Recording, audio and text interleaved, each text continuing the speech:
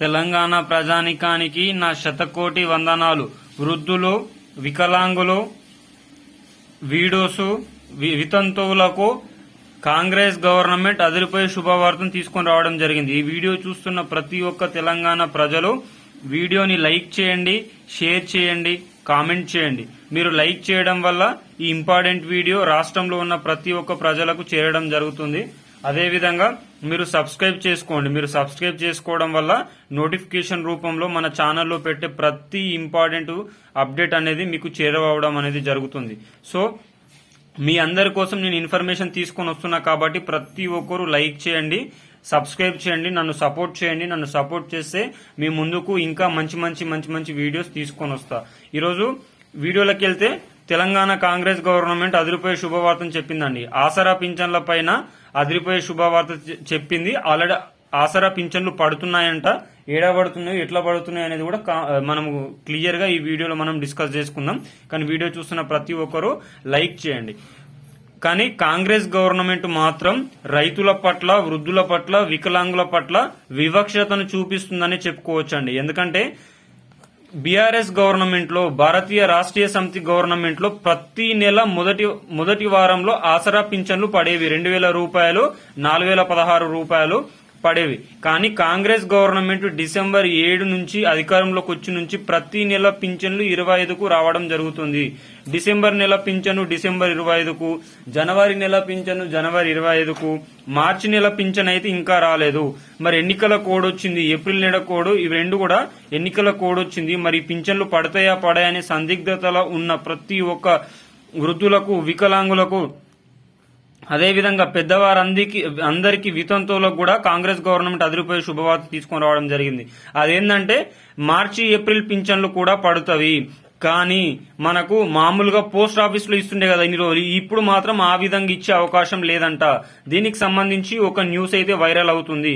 దానికి సంబంధించి కూడా మనం క్లియర్ గా చూద్దాం.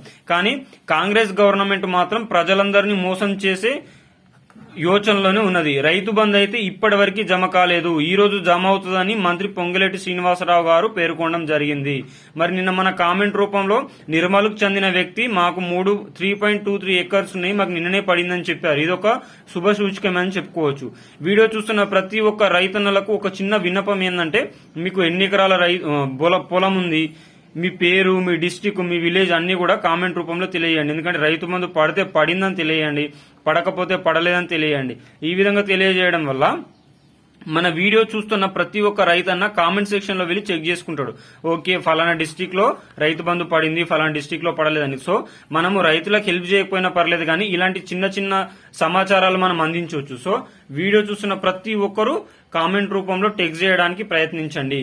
ఇంకా ఆసరా పింఛన్లకు వస్తే మనకు ఎన్నికల మేనిఫెస్టో సందర్భంగా సీఎం గారు పేర్కొనడం జరిగింది.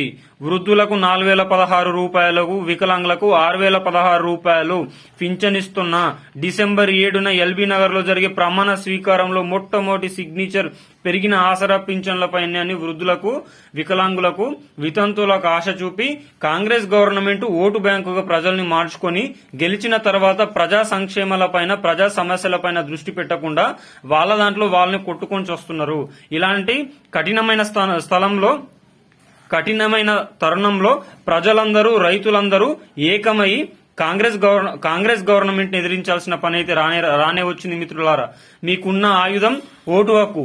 ఈ ఓటు హక్కును ఆయుధంగా మలుచుకొని బీఆర్ఎస్ గవర్నమెంట్ ఓడించినట్టు ఈ కాంగ్రెస్ గవర్నమెంట్ కూడా తగిన బుద్ధి చెప్పే యోచనలు అయితే ప్రభుత్వం అయితే ఉందని చెప్పుకోవచ్చు. ఏది ఏమైనా ఆసరా పింఛన్లకు సంబంధించిన అప్డేట్ గురించి మాట్లాడుకుంటే, ప్రతి సంవత్సరం పోస్ట్ ఆఫీస్ లో ఇస్తున్నారు కదా, ఇప్పటి నుంచి ఎన్నికల కోడ్ సందర్భంగా ప్రతి ఒక్కరికి బ్యాంక్ అకౌంట్ లో పడిపోయే అవకాశం అయితే ఉందంట. దీనికి సంబంధించిన న్యూస్ కూడా వైరల్ అవుతుంది. బ్యాంక్ అకౌంట్ లో పడే అవకాశం ఉంది. ఇదైతే శుభ సూచకం. ఎందుకంటే మనం పోస్ట్ ఆఫీస్ లోకి వెళ్లి తీసుకుంటే వాడు 2016 రూపాయలు, 16 రూపాయలు నొక్కేస్తున్నాడు. ఇక్కడ కూడా మోసమే. ప్రతి ఒక్క వృద్ధులైనా, వికలాంగులైనా, వితంతువులైనా పైన వచ్చే 16 రూపాయలు గల్లబట్టుకుని అడగండి. ఇవి మీ సొమ్ము, ప్రజల సొమ్ము, మనం కట్టే ట్యాక్స్. వాడేవాడు పోస్ట్ ఆఫీస్ వాడు 16 రూపాయలు కొట్టేస్తున్నాడు. 4016 రూపాయలకు 16 రూపాయలు ఇవ్వట్లేదు. సో ఇలాంటి దృష్టిలో పెట్టుకొని మళ్ళా ఎన్నికల కోడ్ తరుణంలో ప్రజలందరికీ బ్యాంక్ అకౌంట్ లోనే పడే అవకాశం ఉంది. ఈ విధంగా పడితే మాత్రం వృద్ధులకైనా సరే, వికలాంగులకైనా సరే ఎలాంటి టెన్షన్ లేకుండా ప్రతి మంత్ పెన్షన్ అనేది అకౌంట్ లోకి డెలివర్ అవుతుంది. ఈ దీనికి సంబంధించి కూడా సర్వే నిర్వహిస్తారంట. అంటే ఈ న్యూస్ సోషల్ మీడియాలో వైరల్ అవుతుంది. మరి నిజమా కాదని దీనికి సంబంధించి కూడా అప్డేట్ 2-3 రోజుల్లో వచ్చే అవకాశం ఉంది. వీడియో నచ్చితే మాత్రం లైక్ చేయండి, సబ్స్క్రైబ్ చేయండి, కామెంట్ చేయండి. జై జవాన్, జై కిసాన్, జై హింద్, జై భారత్.